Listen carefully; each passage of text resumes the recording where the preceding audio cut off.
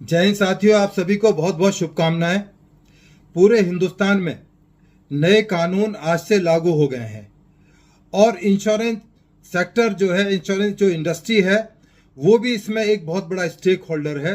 तो जो कानून में परिवर्तन लाए गए हैं उससे इंश्योरेंस सेक्टर में ही प्रभाव पड़ने वाला है और वो प्रभाव बहुत बहुआयामी होगा, बहुत दूर जाने वाला होगा।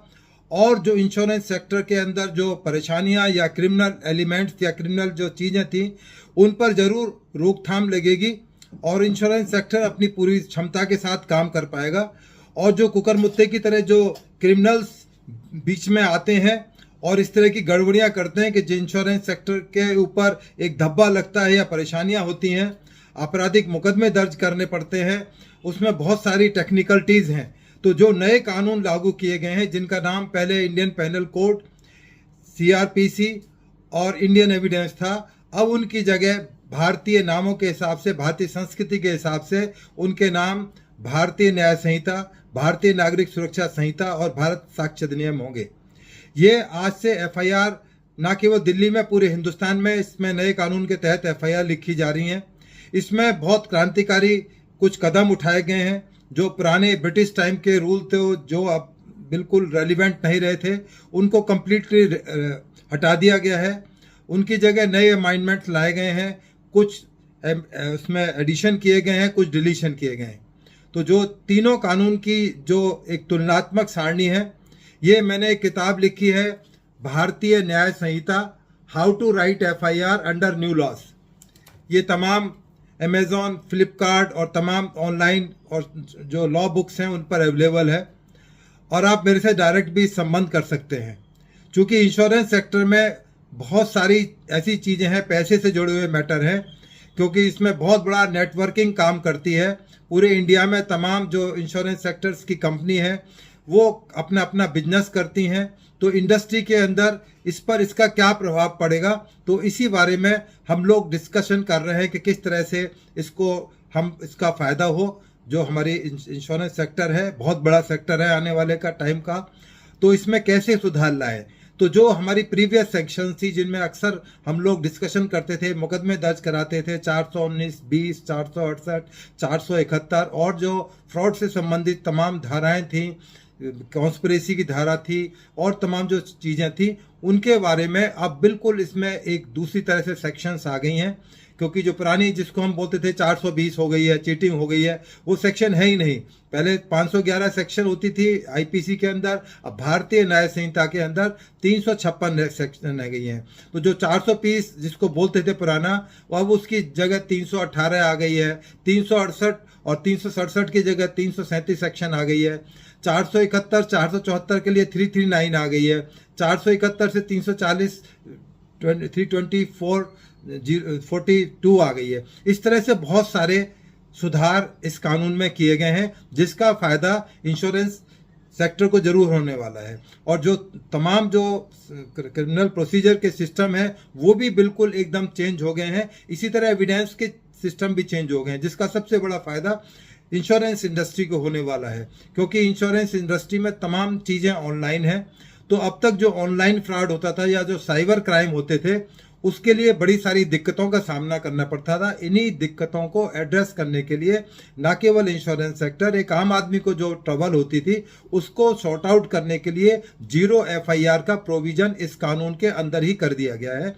इसका फ़ायदा ये होगा कि आप कहीं से भी अपनी FIR, चाहे कस्टमर करा सकता है, कंपनी करा सकती है, बाद में उसका एक प्रॉपर एक तरीका बनाया गया है कि 3 दिन के अंदर अंदर आपको काउंटर साइन करने के लिए नज़दीक के थाने में जाना होगा। जहां जुडिक्शन होगा वहां पर उस केस को ट्रांसफ़र कर दिया जाएगा। तो इसमें कोई एम्बिग्विटी नहीं है, कोई शक नहीं है, बिल्कुल कानून में एकदम क्लियरिटी है। क्योंकि इसमें जो अभी तक डिजिटल जो एविडेंसेस थे उनको इतना ज़्यादा सेकेंडरी एविडेंस की तरह माना जाता था, परंतु इस कानून में उनको बहुत इंपॉर्टेंस दी गई है। उनको फर्स्ट एविडेंस की तरह, प्राथमिक एविडेंस की तरह माना गया है। जिस तरह से आप ऑनलाइन किसी से ट्रांजैक्शन करते हैं, आप उसके साथ में चैट करते हैं, चाहे फेसबुक के माध्यम से करते हैं, इंस्टाग्राम के माध्यम से करते हैं, या और किसी प्लेटफॉर्म पर, सोशल मीडिया पर, या आम तौर पर जो इंश्योरेंस सेक्टर में जो डिस्कशन होते हैं या बातें होती हैं वो तमाम अब एविडेंस के रूप में मानी जाएंगी।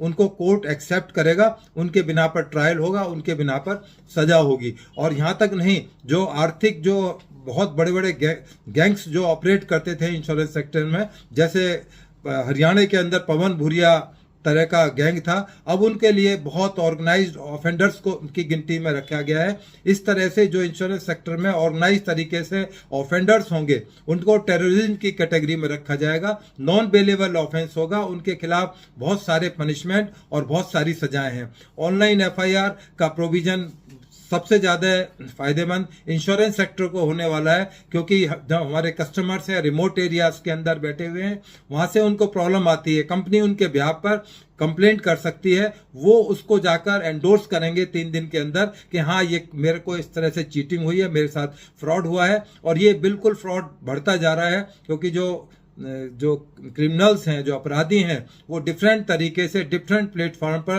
जो कस्टमर्स हैं, भोले भाले कस्टमर्स हैं या सबसे ज़्यादा अफेक्टेड सीनियर सिटीजन्स होते हैं, उनको एल्योर करते हैं, उनको झूठे वायदे करते हैं और उसके साथ में बहुत बड़ा अमाउंट उनकी जो मेहनत की कमाई है उसको चीट करके निकल जाते हैं। इसी तरह आर्टिफिशियल इंटेलिजेंस का टाइम है, तो आर्टिफिशियल इंटेलिजेंस का जो उपयोग है वो भी इंश्योरेंस सेक्टर के अंदर उपयोगी साबित होगा। ये तमाम पक्षों को समझा जाए, देखा जाए तो हो जाएगा। इसके अलावा बहुत सारे इंश्योरेंस सेक्टर के अंदर जो डिपार्टमेंटल जो इश्यूज आते हैं, हमारे सेक्टर में बहुत सारी महिलाएं काम करती हैं, उनको बहुत तरह से डिपार्टमेंट के अंदर से भी इस तरह की चीज़ें ऑफ एंड ऑन प्रकाश में आती रही हैं। यदि उनको झूठा प्रलोभन देकर, यदि प्रमोशन का प्रलोभन देकर, यदि उनके साथ कोई सेक्सुअल फेवर लिया जाता है तो वो भी एक बहुत सीरियस ऑफेंस की कैटेगरी में होगा, इट अमाउंट्स टू रेप। तो ये एक बहुत बड़ा मैसेज आएगा, क्योंकि बहुत बड़ी तादाद में इंश्योरेंस सेक्टर में महिलाएं कार्यरत हैं और वेल बिहेव्ड हैं, बड़ी पढ़ी लिखी, MBA पास, कंप्यूटर साइंस से पास लड़कियां हमारे यहाँ सेक्टर्स के अंदर काम करती हैं। तो उनके लिए भी ये कानून एक बहुत बड़ा मैसेज देने वाला है। इसके अलावा जो ओरल एविडेंसेज होंगे या डॉक्यूमेंट्री एविडेंसेज हम पुलिस को या अदालतों को दिखाएंगे या इन्वेस्टिगेशन के दौरान में दी जाएंगी, वो भी उनको एक्सेप्ट किया जाएगा, उनको पढ़ा जाएगा और अदालतें उन पर विश्वास करेंगी। तो इसलिए ये तमाम जो जानकारियां हैं इंश्योरेंस सेक्टर में, अभी चूंकि नई चीज है, पूरा हिंदुस्तान आज की डेट में हम सब एक लेवल पर आ गए। चीफ जस्टिस हो, चाहे एक एडवोकेट हो, चाहे कोई पुलिस जन हो, सब एक प्लेटफॉर्म है। जो इस कानून को जानने की कोशिश करेगा वो ही इस सेक्टर के अंदर सरवाइव कर पाएगा। अदरवाइज वो जो पिछला कानून है बिल्कुल रिडंडेंट हो जाएगा, हो चुका है बल्कि, और नए कानून के तहत FIR उन्हीं केसेस का उसी हिसाब से उनका ट्रायल होगा।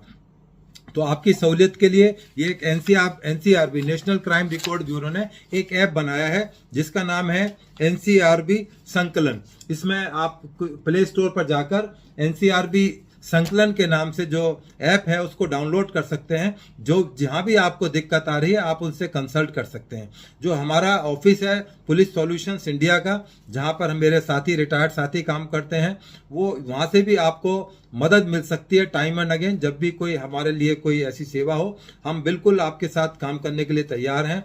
और जो इंश्योरेंस सेक्टर में है, मैं उनको पुनः बधाई देता हूं कि नया कानून उनके लिए, हम सब के लिए ये एक बहुत अच्छी एक शुरुआत है और इसकी पहल को हमें स्वागत करना चाहिए और सरकार का धन्यवाद देना चाहिए कि इन कानूनों की वजह से इंश्योरेंस सेक्टर में जो अपराध होते थे उन पर अंकुश लगाया जा सकेगा, उनको चेक किया जा सकेगा और जो अपराधी हैं उनको दंडित किया जा सकेगा।